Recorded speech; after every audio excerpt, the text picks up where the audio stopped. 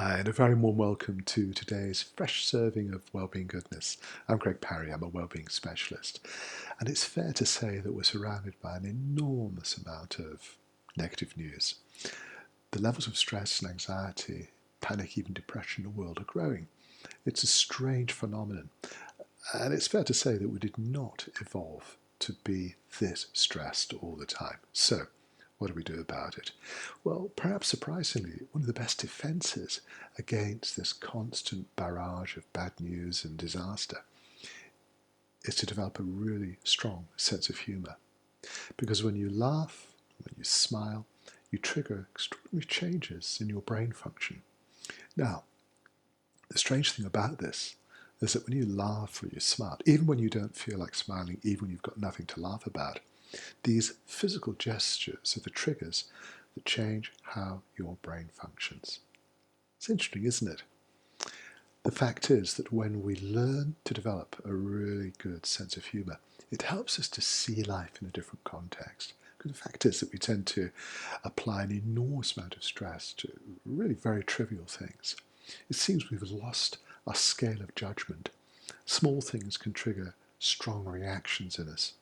We have the same response to minor irritations that we do to major problems. So the level of stress is pretty constant, and it's elevated and it's too high.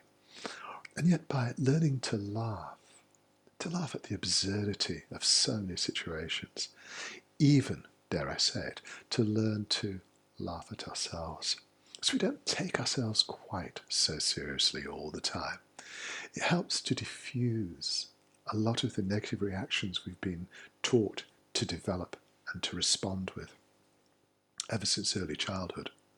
And this changes everything. It changes your perception. It changes how you respond to all things going around you. A robust sense of humour. It's a very powerful defence. In fact, the research suggests that the more stressful the situation, the more important it is to have a really strong sense of humour. It is a powerful defence response. It's a way of protecting yourself. It doesn't mean that we don't take problems seriously, but it changes the way that we deal with them. In fact, a lighter approach tends to stimulate our creativity. We're more likely to find the answers, the solutions we're looking for when we smile, when we learn to laugh, than when we feel crushed by the pressure and the stress and the anxiety that accompanies a lot of challenging situations. It takes practice, but surprisingly very little, because it's so natural. And what I'd love you to be able to do today is to be able to smile. You don't have to laugh out loud, worry the neighbours. But it is a very, very strong, powerful, positive response to a lot of the data that's flowing around you. And you may notice that when you start to smile, when you start to laugh at things, they lose a lot of their power to influence how you feel, how you react. So that's my suggestion for today. Learn to engage humour, smiling and laughter as your best allies in a defence against stress and anxiety. What do you think? Have you experienced this yourself?